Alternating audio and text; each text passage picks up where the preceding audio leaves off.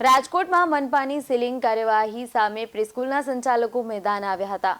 માહિતી મુજબ ટીઆરપી અગ્નિકાંડ બાદ સીલિંગની કડક કાર્યવાહી હાથ ધરવામાં આવી, જેમાં ફેબ્રુઆરી 2025 સુધીનો બીયુ રેગ્યુલેટ કરવાનો સમય સરકાર દ્વારા ફાળવવામાં આવ્યો છે। તેમ છતાં મનપા દ્વારા સીલિંગની કાર્યવાહીથી સંચાલકોમાં રોષ ભભૂકી ઉઠ્યો છે, જેથી સંચાલકોએ સીલ કરવાની કાર્યવાહી સામે પણ પહેલા સમય આપવાની માંગ કરી હતી ને અત્યારે એડમિશનની પ્રક્રિયા ચાલુ હોવાથી હાલાકી પડી રહી છે, તેમજ બાળકોના ભણતર પર પણ અસર પડવાની આશંકાઓ વ્યક્ત કરાઈ હતી। હાલ ટીઆરપી ગેમ ઝોન અગ્નિકાંડ બાદ ફાયરને લગતી કામગીરીને લઈને પ્રી સ્કૂલ સંચાલકો એલર્ટ મોડમાં છે। હું પ્રી સ્કૂલ એસોસિએશન જે મેનેજમેન્ટ છે એના તરફથી આપ સૌને એક રિક્વેસ્ટ કરવા આવેલી છું કે જ્યાં હમણાં ટીઆરપીની જે દુર્ઘટના થઈ એ પછી ઘણી બધી પ્રી સ્કૂલો બંધ કરવામાં આવી છે, સીલ મારવામાં આવેલા છે, તો એને બાબતને લઈને સૌથી પહેલાં તો અમને ગુજરાત બોર્ડ એટલે કે જે સરકારનું ગુજરાતનું બોર્ડ છે એના તરફથી પરિપત્ર બહુ પહેલાં મળેલો છે, જેમાં ઓલરેડી અમને ફેબ્રુઆરી 2025 સુધીનો સમય આપેલો છે, જેમાં અમે બીયુ છે કે કાંઈ પણ છે રેગ્યુલેટ કરવા માટેનો સમય છે। તો અમે પ્રી સ્કૂલના હરેક સંચાલકો પોતપોતાની રીતે આ રેગ્યુલેટ કરવાનાની કાર્યવાહી ચાલુ કરી દીધેલી હતી, પણ મીનવાઇલ જે આ ટીઆરપીની દુર્ઘટના બની ત્યારબાદ એવું કરવામાં આવ્યું કે અમારી સ્કૂલો સીલ કરવામાં આવી અને અમને બીયુ માંગવામાં આવ્યું, જે કોમર્શિયલ માંગવામાં આવેલું છે, એજ્યુકેશનલ માંગવામાં આવેલું છે। તો સૌપ્રથમ આપ સૌને ખાસ રિક્વેસ્ટ છે કે અમને જે 2025 સુધીનો સમય આપેલો છે, ફાયર સેફટી માટે અમે બંધાયેલા છીએ જ, અમારા આંગણે આવેલું બાળક છે, વાલી છે, સ્ટાફ મેમ્બર છે કે અમે ખુદ બધા સેફટી મેઝર્સ માટે પૂરેપૂરા તૈયાર છીએ, અમે કોઓપરેટ કરવા પણ રેડી છીએ, બધા જે કેસો એ પ્રમાણે ચાલવાના છીએ અને ચાલતા હતા પણ 2 વર્ષ પહેલાં જ્યારે કહેવામાં આવ્યું ત્યારે હરેક પ્રી સ્કૂલમાં ફાયર સેફટીના મેજર એ પ્રમાણે અમે કરેલા જ હતા, હજી પણ કરતા જ રહેશું। પણ જે સીલ કરવામાં આવેલી છે સ્કૂલો એ માટે ખાસ રિક્વેસ્ટ કરીએ છીએ કે આપ અમને સમય આપો। બીયુ જે છે એ રેસિડેન્શિયલમાં ઓલરેડી અલાઉડ છે, એમાં પ્રી સ્કૂલનો સમાવેશ નિયમો મુજબ કરેલો છે, તો એ ખાસ અમને કરવા દો, સમય આપો, અમે બધા સાથે છીએ। પણ અત્યારે જ્યારે અમારા એડમિશનનો ગોલ્ડન ટાઈમ છે કે જ્યારે ઇન્ક્વાયરીઓનો રશ છે, નાના એકમોમાં હવે બાળકો એડમિશન લેવા આવી રહ્યા છે, ત્યારે જો આવી રીતે સીલ કરેલું જ રહેશે તો અમારા નીચે જેટલા પણ કાર્ય કરે છે, જે લોકો પણ અમારે અહીંયા એમ્પ્લોયમેન્ટ મેળવે છે, એ લોકોનું શું કે અમારું શું?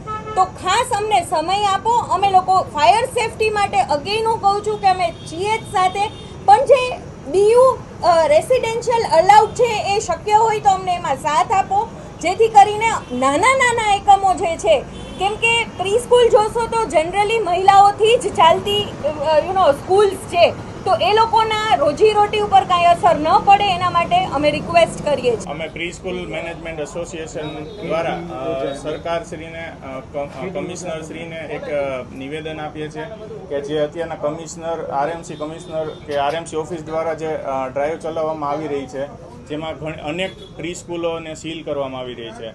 રીઝન શું હોય છે? એમાં 2 રીઝન એ લોકોના હોય છે કે એક કાં તો બીયુ એજ્યુકેશન હોવું જોઈએ, કોમર્શિયલ હોવું જોઈએ, કાં તો અને બીજું ફાયરના એનઓસી હોવા જોઈએ। અત્યારના જે ટીઆરપી ઇન્સિડન્ટ થયો પછી જે એ લોકો બીયુ અને જે ફાયર ઉપર એ લોકો ફોકસ કરે છે, તો બીયુ રેસિડેન્શિયલમાં હોય એનું રીઝન એ છે કે જીડીસીઆરના નિયમ મુજબ પ્રી સ્કૂલ છે એનો સમાવેશ રેસિડેન્શિયલમાં જ થાય છે, તો તમે બીયુને શું કામ એજ્યુકેશન કે કોમર્શિયલમાં માગો છો? બરાબર, બીયુનો રેસિડેન્શિયલમાંથી એજ્યુકેશનમાં તમે કન્વર્ટ કરશો તો એનાથી એનો સેફટી, જ્યારે આપણે સેફટી જ અત્યારના જોવાની છે, તો સેફટી કંઈ ચેન્જ નહીં થઈ જાય કે બીયુ રેસિડેન્શિયલમાં જશે ને ત્યાંથી કોમર્શિયલમાં કે એજ્યુકેશનમાં કન્વર્ટ કરશો તો એ પ્રીમાઇસી સેફ નથી થઈ જવાનું।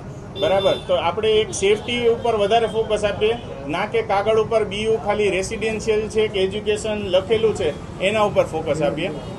બીજું કહેવાનું એ છે કે ફાયર માટે અમે અમારા એસોસિએશનમાં બધાને જ કહી દીધું છે કે ફાયરને રિલેટેડ જે કાંઈ પણ ઇક્વિપમેન્ટ જોઈએ, જે કાંઈ પણ એક્સટિંગ્વિશર જોઈએ, એ બધું લગાવવું જરૂરી છે અને આપણે બધાએ કરવું પડશે।